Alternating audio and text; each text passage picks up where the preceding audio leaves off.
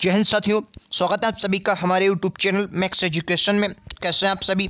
तो दोस्तों, UP police constable 2022 exam के लिए अगर जिद है आपको पुलिस बनने की, तो जीके जीएस में आप कितना स्कोर करते हैं इन 15 प्रश्नों में से आपको पता चल जाएगा।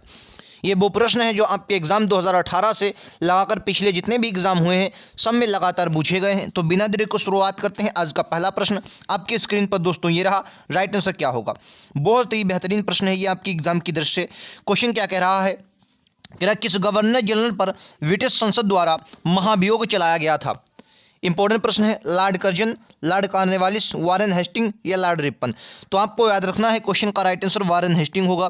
वारेन हेस्टिंग आपको याद रखना, ये बंगाल का गवर्नर जनरल था, याद रखेंगे, और इस पर महाभियोग चलाया गया था। अगर आपसे लॉर्ड कॉर्नवालिस से क्वेश्चन पूछा जाए तो आप क्या बताएंगे? सर, लॉर्ड कॉर्नवालिस की कब्र कई बार आपके एग्जाम में पूछी गई है, क्योंकि ये यूपी के गाजीपुर में स्थित है। कहाँ पर? सर, गाजीपुर में किसकी? लॉर्ड कॉर्नवालिस की कब्र स्थित है। ये बात आपको याद रखनी, आपके एग्जाम की दृष्टि से मोस्ट इंपोर्टेंट होने वाली है। चलिए दोस्तों, अगला प्रश्न आपकी स्क्रीन पर ये रहा। राइट आंसर क्या होगा? कह रहा जवाहर सुरंग किस प्राकृतिक दर्रे का नाम दिया गया है? जवाहर सुरंग किस प्राकृतिक दर्रे का नाम दिया गया? बुर्जिल दर्रा, शिपिकला दर्रा, पीर पंजाल दर्रा या वानिहाल दर्रा? क्वेश्चन का राइट आंसर क्या होगा? अगर मैं अटल सुरंग बूझूं तो क्या किस दर्रे में हो जाएगी? कमेंट बॉक्स में आपको बताना है। फिलहाल याद रखेंगे वानिहाल दर्रा इस क्वेश्चन का बिल्कुल करेक्ट आंसर होगा। जवाहर सुरंग वानिहाल दर्रे से होकर मतलब प्राकृतिक दर्रे को नाम दिया गया। शिपिकला दर्रा से सतलज नदी भारत में प्रवेश करती हिमाचल प्रदेश में आपको देखने को मिलेगा। अगला प्रश्न, तेरा तपेदिक एक बीमारी है। तपेदिक एक काहे की बीमारी, मतलब कुछ बीमारियां होती हैं जो हमारे शरीर के कुछ अंगों को प्रभावित करती हैं। तो आपको बताना है जो तपेदिक होता है ये किसकी बीमारी है। साथ ही आपको यह भी बताना है निमोनिया किसको प्रभावित करती है? निमोनिया बताना है किसको। तो आपको याद रखना ये दोनों किसको? सर, फेफड़े को प्रभावित करती हैं। ठीक है, फेफड़ों को प्रभावित करती हैं। अगर मैं आपसे टाइफाइड पूछ दूं, टाइफाइड जो हो जाता है, टाइफाइड और हैज़ा ये किसको प्रभावित करते हैं? तो आपको क्या बताना है? सर, टाइफाइड और हैज़ा होते हैं ये आंत को प्रभावित करते हैं। किसको? सर, आंत को प्रभावित करते हैं और छोटी आंत को प्रभावित करते हैं। कौन? टाइफाइड और हैज़ा। ये प्रश्न, ऐसे प्रश्न आपके एग्जाम में दोस्तों साइंस के बनते हैं, तो आपको ये प्रश्न को गलत नहीं करना है। दोस्तों, अगला प्रश्न आपकी स्क्रीन पर ये रहा। क्वेश्चन कह रहा है निम्नलिखित में से प्रथम परमाणु रिएक्टर भारत का कौन सा संदर्भित है? देखिए, ये भारत का ही नहीं वरन विश्व का था, और इसका निर्माण 1956 में भाभा एटॉमिक सेंटर में यानी कि पुणे में किया गया था। 1956 में, ठीक है, 1956 में इसका निर्माण किया गया था। याद रखेंगे अप्सरा इस क्वेश्चन का बिल्कुल करेक्ट आंसर होगा। और इसको मतलब कहने कि निर्माण 1956 में हुआ, और फिर प्रगति पर कब आया? तो कहेंगे 1957 में। प्रगति पर कब आया? 1957 में आया था। ये बात आपको याद रखनी है, अप्सरा। ठीक है, परमाणु रिएक्टर था ये, भारत का ही वरन एशिया का भी पहला था। ठीक है, याद रखेंगे। तीसरा इस क्वेश्चन का दोस्तों बिल्कुल करेक्ट आंसर होगा। आपके एग्जाम की दृष्टि से मोस्ट इंपोर्टेंट प्रश्न है। अगला प्रश्न आपके एग्जाम की दृष्टि से ये रहा। बताना है कि मानव हृदय की रक्त वाहिका नालियां कहलाती हैं। जो मानव हृदय होती है, हृदय है, इसकी रक्त वाहिका नलियां क्या कहलाती हैं? क्वेश्चन का राइट आंसर क्या बोलेंगे? मानव हृदय की रक्त वाहिका नलियां क्या कहलाती हैं? तो आपको याद रखना है कोरोनरी नालियां क्या कहलाती हैं? सर, कोरोनरी वाहिकाएं कहलाती हैं। याद रखेंगे, ये क्वेश्चन आपके एग्जाम की दृष्टि से मोस्ट इंपोर्टेंट है। पहला दोस्तों इस क्वेश्चन का बिल्कुल करेक्ट आंसर है। दोस्तों, मैं आपको बता देता हूँ, इस क्वेश्चन में अपन लोग 15 इस वीडियो में अपन लोग 15 क्वेश्चन करने वाले हैं। इनमें से आपका स्कोर कितना रहता है आप हमें ज़रूर बताएंगे, और लगातार ऐसे ही वीडियोस के लिए चैनल को सब्सक्राइब करना ना भूलें। मैं लगातार आपके लिए ऐसे वीडियो लेकर आता रहता हूं। तेरह निम्नलिखित में से किस भारतीय उद्योग में सर्वाधिक मजदूर नियोजित किए गए? ये प्रश्न कई बार आपके एग्जाम में सीधा टपका है, तो क्वेश्चन को गलत नहीं करना है। कह रहा है कि निम्नलिखित में से किस भारतीय उद्योग में सर्वाधिक मजदूर नियोजित किए गए? तो याद रखेंगे वस्त्र उद्योग इस क्वेश्चन का बिल्कुल करेक्ट आंसर होगा। पहला इस क्वेश्चन का बिल्कुल करेक्ट आंसर होगा। ये बात आपको याद रखनी है, आपके एग्जाम की दृष्टि से मोस्ट इंपॉर्टेंट है। एक और प्रश्न देखते हैं। कह रहा एशियन विकास बैंक, एशियन विकास बैंक का मुख्यालय दोस्तों कहाँ हो जाएगा? बात करेंगे सर एशियन विकास बैंक, जिसे एबीडी भी कहते हैं, ये भी मतलब इसको शॉर्ट फॉर्म में एबीडी कहते हैं। और एशियन विकास बैंक की स्थापना दिसंबर 1966 में हुई थी। कब सर? 1966 में, दिसंबर 1966 में इसकी स्थापना होती है, एबीडी बैंक की, एशियन डेवलपमेंट बैंक। इसका मुख्यालय में बात करूंगा तो फिलीपींस के मनीला में। कहां पर? मनीला है कहां पर? फिलीपींस। ठीक है, फिलीपींस है, याद रखेंगे फिलीपींस के मनीला में स्थित है। ये बात आपको याद रखनी है, आपके एग्जाम की दृष्टि से मोस्ट इंपॉर्टेंट हो जाएगी। ठीक है, अगर फिलीपींस के मनीला में मैं और बूझूं तो आप क्या बताएंगे सर? अंतर्राष्ट्रीय चावल अनुसंधान फिलीपींस मनीला में स्थित है, जिसकी एक शाखा वाराणसी में 2018 में लगाई गई थी। ठीक है, ये भी बात आपको याद रखनी है, आपके एग्जाम की दृष्टि से मोस्ट इंपॉर्टेंट। तो स्थापना सर बूझी जाए तो 1966 में होती है, ये बात आपको अच्छे से याद रखनी। अगला प्रश्न, क्या यूनेस्को किससे संबंधित है? ये बहुत बार एग्जाम में प्रश्न आया है, क्या यूनेस्को जो है वो किससे संबंधित है? मोस्ट इंपॉर्टेंट प्रश्न है, 1 मिनट रुकेंगे। क्वेश्चन का राइट आंसर क्या होगा? क्या यूनेस्को जो है वो किससे संबंधित है? तो आपको बहुत अच्छे से याद रखना है, यूनेस्को की स्थापना सर कब हुई? 1945 में इसकी स्थापना होती है। आपको याद रखना है, यूनेस्को की स्थापना 1945 में होती है और ये विज्ञान एवं प्रौद्योगिकी से संबंधित है, शांति व्यवस्था को बनाए रखता है, तो विज्ञान एवं प्रौद्योगिकी से संबंधित है। ये बात याद रखनी है, आपके एग्जाम की दृष्टि से मोस्ट इंपॉर्टेंट है। 1945 में इसकी स्थापना होती है। पहला क्वेश्चन आपके एग्जाम की दृष्टि से मोस्ट इंपॉर्टेंट है। ऐसे प्रश्न ये आपके एग्जाम में बनते हैं। ठीक है, चलिए दोस्तों अगले प्रश्न पर चलते हैं। अगला प्रश्न आपके एग्जाम में बहुत बार पूछा गया है कि प्रसिद्ध चिकित्सक धन्वंतरी किस शासक की राज्यसभा में से शोभित थे? मतलब कहने का मतलब यह है कि जो आपको याद रखना है, कई बार आपके एग्जाम में पूछा गया ये प्रश्न है विक्रमादित्य। विक्रमादित्य कौन है? तो चंद्रगुप्त, आपने चंद्रगुप्त सेकंड पढ़ा होगा। गुप्त साम्राज्य में जब आप चाहेंगे तो चंद्रगुप्त सेकंड पढ़ेंगे। कौन सर? चंद्रगुप्त सेकंड आपने पढ़ा होगा।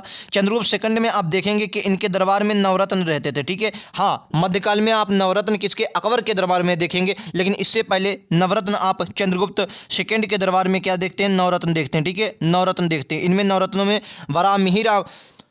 बरामिहिर आपको देखने को मिलेंगे, कालिदास आपको देखने को मिलेंगे, धन्वंतरी देखने को मिलेंगे, ऐसे बहुत से विद्वान आपको देखने को मिलते हैं इनकी दरबार में। तो चंद्रगुप्त सेकंड के बारे में आपको बहुत बातें याद रखनी है। ठीक है, अच्छा विक्रमादित्य की उपाधि इन्होंने कब धारण की थी? तो शकों को पराजित कर, एक इनके समकालीन शक राजा हुए हैं, आपने सुना होगा, पढ़ा होगा। तो शकों को पराजित करने के बाद इन्होंने विक्रमादित्य की उपाधि धारण की थी, ये बात आपको याद रखनी है, शकों को पराजित करने के बाद। ठीक है, अच्छा एक आपके याद रखने चरक विद्वान एक सुने होंगे आपने, चरक अगर बूझा है किसके दरबार में रहते थे तो आपको याद है कनिष्क के दरबार में। चरक जो थे वो कनिष्क के दरबार में रहते थे और कनिष्क बौद्ध धर्म से संबंधित हैं, ये बात आपको याद रखनी है, इनके बारे में कई बार प्रश्न बनता है। ठीक है, तो आप लोगों को गलत नहीं करना है। चलिए अगला प्रश्न आपके स्क्रीन पर ये रहा, राइट आंसर क्या होगा? दोस्तों 15 प्रश्नों में से जो भी प्रश्न आपको सही लगे उनका आंसर आप हमें जरूर कमेंट बॉक्स में बताएं। वीडियो कैसा लगा ये भी बताएं और आने वाली हर नोटिफिकेशन अपडेट के लिए चैनल को सब्सक्राइब करने के बाद बेल आइकन दबा लेंगे। अगला प्रश्न, क्या निम्नलिखित में से किस संशोधन में आम चुनावों में वोट देने की जो मताधिकार आयु थी वो 21 से घटाकर 18 कर दी गई? कहने का मतलब यह है कि जब हमारा मूल संविधान बना तो मूल संविधान में जो मताधिकार की आयु थी वो 21 वर्ष थी, मताधिकार की आयु 21 वर्ष थी। ठीक है, अच्छा वर्तमान में आपको पता होगा मताधिकार की आयु जो वर्तमान में है वो वर्तमान में मताधिकार की आयु हमारी 18 वर्ष है। तो आपको यह बताना है कि 18 से 21 से 18 वर्ष से कब की गई? तो आपको बहुत अच्छे से याद रखना है, इनमें से कोई नहीं इस क्वेश्चन का राइट आंसर होगा। कब की गई? तो कहेंगे 61वां कॉन्स्टिट्यूशन अमेंडमेंट था। कौन सा? 61वां संविधान संशोधन किया गया था और ये कब हुआ था? कहेंगे 1989 में हुआ था। ठीक है, 1989 में याद रखेंगे, 1989 में संशोधन हुआ था, 61वां संविधान संशोधन, और इसी के द्वारा मताधिकार की आयु 21 से घटाकर 18 कर दी गई थी। ये बात बहुत अच्छे से आपको याद रखनी है, आपके एग्जाम के लिए मोस्ट इंपॉर्टेंट ये क्वेश्चन होने वाला है। एक बार नहीं सर 10 बार एग्जाम में ये प्रश्न बना है। ठीक है, चलिए अगले प्रश्न पर चलते हैं दोस्तों। अगला प्रश्न आपकी स्क्रीन पर ये रहा, राइट आंसर क्या होगा? अगला प्रश्न ये रहा, क्या किस राजवंश ने महाबलीपुरम को विकसित किया था? महाबलीपुरम के स्मारक आपके एग्जाम में बनते ही बनते हैं, यहाँ से प्रश्न आपके बनते ही बनते हैं। तो आपको बताना है महाबलीपुरम को विकसित किसने किया था? पल्लवों ने, चोलों ने, पांड्यों ने या चालुक्यों ने? क्वेश्चन का राइट आंसर क्या होगा? किस राजवंश ने महाबलीपुरम को विकसित किया था? यह प्रश्न आपके एग्जाम के लिए मोस्ट इंपॉर्टेंट है। ऐसे प्रश्न आपको एग्जाम में 110% दोस्तों देखने को मिलते हैं। तो क्वेश्चन का राइट आंसर क्या होगा मैं आपको बता देना चाहता हूँ, इस क्वेश्चन का राइट आंसर पल्लव होगा। ठीक है, पल्लव शासकों ने महाबलीपुरम के मंदिर को विकसित किया था। ठीक है, खजुराहो के मंदिर को किसने विकसित किया था? क्या आपको पता है? खजुराहो जो समूह इनको भी किसने विकसित किया था? तो आपको याद रखना है चंदेल शासकों ने। किसने सर? चंदेल शासकों ने खजुराहो स्मारक को, मतलब खजुराहो भी कई आपके बार एग्जाम में पूछा गया कई बार। तो आपको याद खजुराहो जो है चंदेल शासकों में, और चंदेल शासकों में एक धंगदेव हुए हैं, उनका ज़्यादा नाम प्रचलित है। ठीक है, चंदेल शासकों की जो चंदेल वंश की नींव डाली थी वो आपको याद है नन्नुक ने डाली थी। ये भी प्रश्न आपके एग्जाम में बनता है। चलिए अगले प्रश्न पर दोस्तों चलते हैं। अगला प्रश्न आपके लिए ये रहा, अगला प्रश्न क्या रहा है, निम्नलिखित में से किस प्रतिहार शासक ने वर्तमान भोपाल शहर की नगर बसा था। देखिए प्रतिहार की बात करें तो प्रतिहार शासक आपके एग्जाम में बहुत बार पूछे गए हैं और वे ये वही प्रतिहार वर्ष हैं जब कन्नौज का त्रिपक्षीय संघर्ष चल रहा था। जी हाँ, कन्नौज का त्रिपक्षीय संघर्ष चल रहा था वो तो अंतिम रूप से कन्नौज पर जो विजय प्राप्त की वो प्रतिहारों ने ही प्राप्त की थी। ये बात आपको बहुत अच्छे से याद रखनी है, ठीक है। प्रतिहारों ने ही प्राप्त की थी और प्रतिहारों में आपको बहुत अच्छे से याद रखना जो मिहिर भुज थे, ये बहुत इंपॉर्टेंट है। मिहिर भुज जो थे इन्होंने भोपाल शहर बचाया था। ये बात आपको याद रखनी है, आपके एग्जाम की दृष्टि से मोस्ट इंपॉर्टेंट होने वाली। किसने?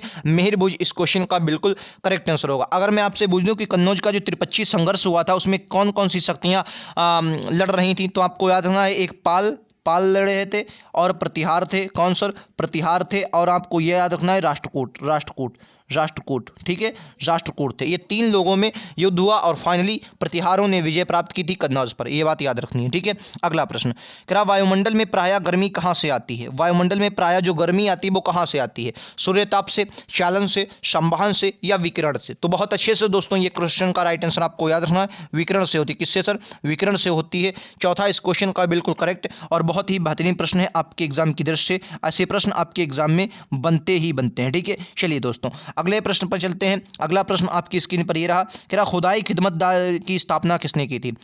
खुदाई खिदमतगार की स्थापना किसने की थी? मोहम्मद अली जिन्ना, खान अब्दुल गफ्फार खान, मौलाना अबुल कलाम, महात्मा गांधी। राइट आंसर क्या होगा? तो बहुत अच्छे से आपको याद रखनी है, इस क्वेश्चन का राइट आंसर खान अब्दुल गफ्फार खान होगा। कमेंट बॉक्स में आपको यह बताना है कि लाल कुर्ती आंदोलन से कौन संबंधित है। कौन सर? लाल कुर्ती आंदोलन जो है वो किससे संबंधित है? कमेंट बॉक्स में आपको जरूर बताना है क्वेश्चन का राइट आंसर। दूसरा इस क्वेश्चन का बिल्कुल बहुत ही बेहतरीन प्रश्न होगा। एक और प्रश्न आपके एग्जाम की दृष्टि ये रहा, बहुत ही बेहतरीन प्रश्न है। राइट आंसर क्या है? क्या निम्नलिखित में से पदवियों में से किसका महात्मा गांधी ने असहयोग आंदोलन के दौरान परित्याग कर दिया था? देखिए आपने बहुत बार सुना होगा कि नाइटहुड की उपाधि 1919 के नरसंहार में महात्मा गांधी ने त्याग दी थी, लेकिन गलत है। 1919 में महात्मा गांधी ने नाइटहुड की वो जो कैसरे हिंद की उपाधि वो नहीं त्यागी थी, ठीक है। राइट आंसर क्या होगा? कैसरे हिंद की जो उपाधि, या आपको याद रखना, कैसरे हिंद की जो उपाधि वो असहयोग आंदोलन में इन्होंने परित्याग की थी। आपको बहुत अच्छे से याद रखनी है, ठीक है। राइट आंसर क्या होगा? राइट आंसर चौथा इस क्वेश्चन का बिल्कुल करेक्ट आंसर होगा, आपके एग्जाम के लिए मोस्ट इंपॉर्टेंट होगा। असहयोग आंदोलन की बात करेंगे, असहयोग आंदोलन 1920 में स्टार्ट होता है। 1920 में असहयोग आंदोलन स्टार्ट होता है और बंद कब होता है? तो कहेंगे 1922 में। क्यों 1922 में ये आपका बंद हो जाता है? क्यों? क्योंकि गोरखपुर में जो चोरा चोरी घटना हुई उसी के द्वारा ये फिर असहयोग आंदोलन को स्थगित कर दिया जाता। आपके एग्जाम के लिए मोस्ट इंपॉर्टेंट ये क्वेश्चन होने वाला है। चलिए अगले प्रश्न पर दोस्तों चलते हैं। अगला प्रश्न आपके एग्जाम की दृष्टि से ये रहा, राइट आंसर क्या है? और बहुत बार एग्जाम में आया है और आज का अंतिम प्रश्न 16वां प्रश्न है। 15 से ज़्यादा क्वेश्चन हो गए थे, फिलहाल बहुत इंपॉर्टेंट प्रश्न है।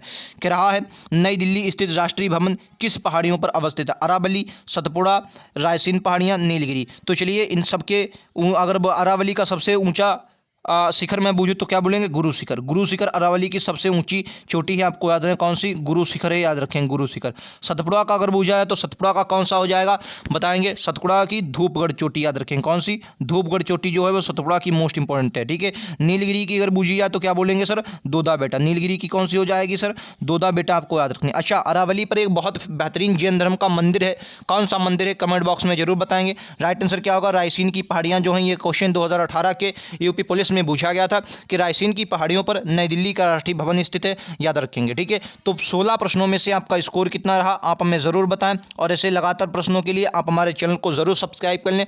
110% जब आप एग्जाम में बैठेंगे तो आपको ये क्लासेस बहुत मदद करेंगी। धीरे धीरे हम लोग आगे प्रश्नों को बढ़ाएंगे, फिर धीरे धीरे हम लोग पूरा के पूरे 38 क्वेश्चन करेंगे। तो मिलते हैं अगले वीडियोज़ में, आज के लिए इतना ही। Thank you.